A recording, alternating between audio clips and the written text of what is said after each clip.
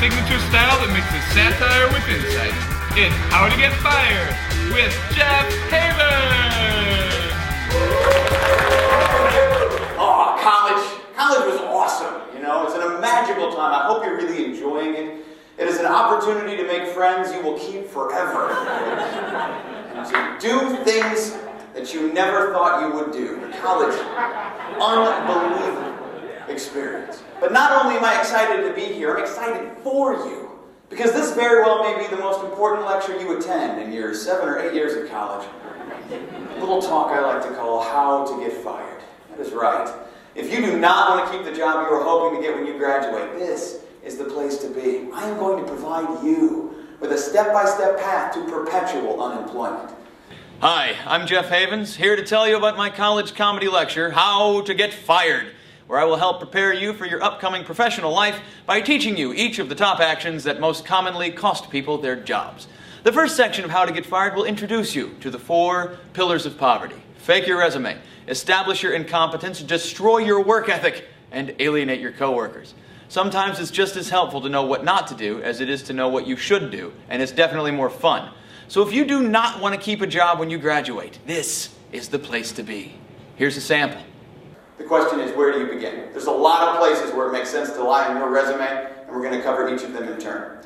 So let's imagine that this is the education and honors portion of your current resume. You'll notice an average sounding person, average GPA, couple honors. Nothing very exciting. But with a couple changes, folks, this person is going to be at the top of the stack. First things first, the name. John. Boring. Doe. Boring. Just goes right in and out of your head. Not a very inspiring name. Now, you can't very easily change your first or last name because it's on all your identification. You got to change your middle name.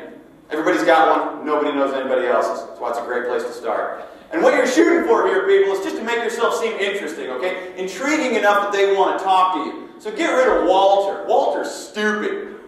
How about Magnus? That is a man's middle name. Or bring back some old dead ones. Agamemnon. Good one. Why did you let that one go? He was a king. Archimedes. That dude was smart, right? Do Cleopatra. Be androgynous. I don't care.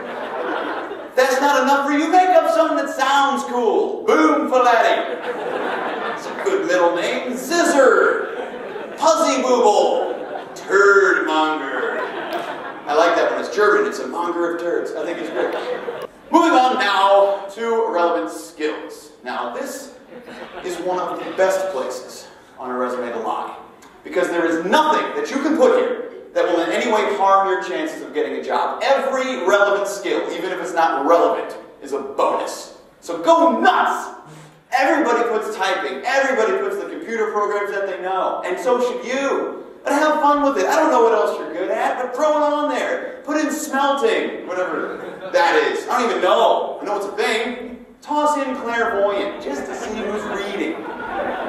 Again, the purpose, people, as with your invented middle name, is just to seem interesting. You want to be intriguing. First, very important idea, ask questions about everything. Now, I know some of you are thinking, of course I'm going to ask questions. If I don't know how to do something, I need to ask somebody who does. How else will I learn? Not talking about asking occasional questions. I'm talking about asking questions about everything. There is a subtle but important distinction between asking intelligent questions and being a moron. And that distinction has to do with the nature of your college degree. I'm not sure you really know what your degree means to the rest of the world. It means a lot of things. It depends on the degree that you have. I mean, if you have an associate's or a bachelor's degree, it means that you're probably fond of cheap beer. Natty Light, oh my God, the only beer that gets worse the more you drink it. And that you are the master of several video games. That's what a bachelor's degree is all about. If, however, you have moved on to the higher peaks of the master's or the doctorate, it means that you likely have a beard, even if you're a woman, and that you are probably bad at most sports. Except maybe ultimate frisbee. But regardless of the degree that you have, it doesn't mean that you have the skills necessary to do anything, because you won't. College isn't going to teach you, for example, how to write insurance, report the news, argue a court case, build a house, or really do anything that the working world wants of you. What your degree primarily means to the people who are going to hire you is that you are able to learn. capable of being given an assignment and figuring out largely on your own how best to accomplish it. But what a lot of your bosses, or your future bosses, have forgotten is that many of you spend your entire college careers plagiarizing papers and cheating on exams. More than 75% of college students have cheated at one time or another. Some do it regularly. And if that describes you, it means you don't know how to learn. You know how to copy. And that is awesome when it comes to getting fired. What is the most effective way to destroy your work ethic? This is the easiest section in my entire program. There's only one piece of advice you need to follow herein.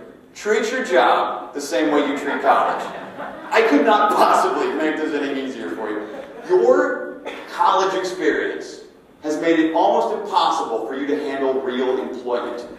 For the last several years, you've woken up when you wanted, gone to class when you wanted if you felt like it, chosen the classes you've taken and dropped the ones that were boring or that you were in danger of failing. Studied when you wanted again if you wanted, gotten drunk whenever you wanted. I like a cat. You've had the luxury of following your every inclination whenever you've wanted to, and that is exactly the kind of self-centered mentality that is guaranteed to get you fired quick. So be happy. Most of the work has been done for you. When you bother to show up, you're going to need to waste as much time as possible.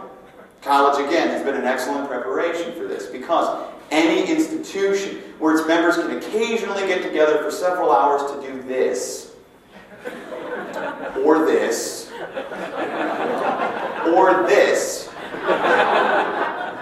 has definitely taught you how to waste a great deal of time. The second section of How to Get Fired is more serious. I drop the satire and have a more straightforward conversation about how to successfully transition from your college life into your professional one.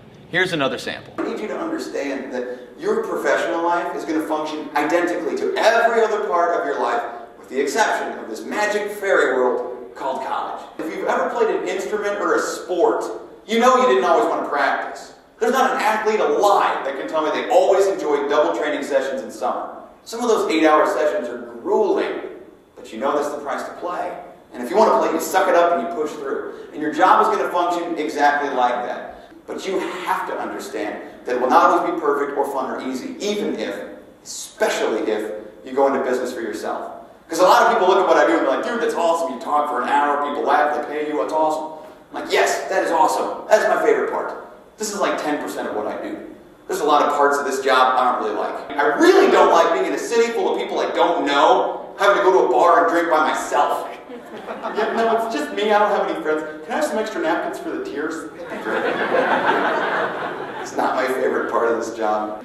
You have to understand that whatever you do is not always going to be fun or perfect or easy, because if that's what you expect, if you think that your job is going to function like college, where you can do what you want and ignore what you don't, you're going to hate whatever job you get, and I really don't want that for you. How to Get Fired is the best of both worlds. Every bit as informative as a more traditional lecture with all the entertainment value of a stand-up comedy show. I've had a lot of success bringing How to Get Fired to colleges all across the country, and I would love to bring it to yours. Thanks very much for taking the time to watch this video, and have a great day.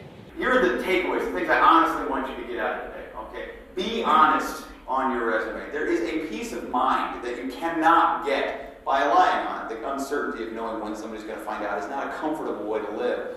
Realize that your professional life is going to function exactly the way that your personal life does. It will not always be fun. It will not always be easy. It will not always be perfect. But it has the potential to be incredible. Understand that your success is going to be earned and not handed to you, unless you're related to some CEO somewhere, in which case, congratulations and screw you.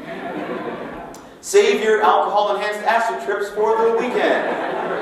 They're more fun that way. Accept the fact that college is ending and that your life is going to change in significant ways.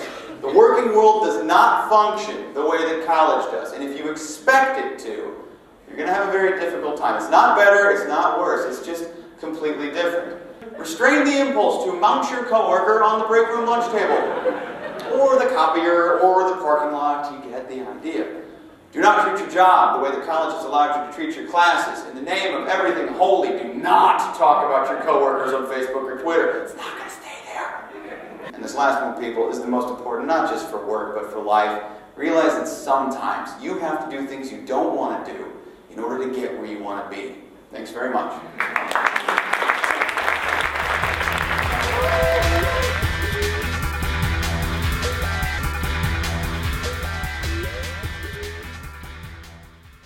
It's hilarious.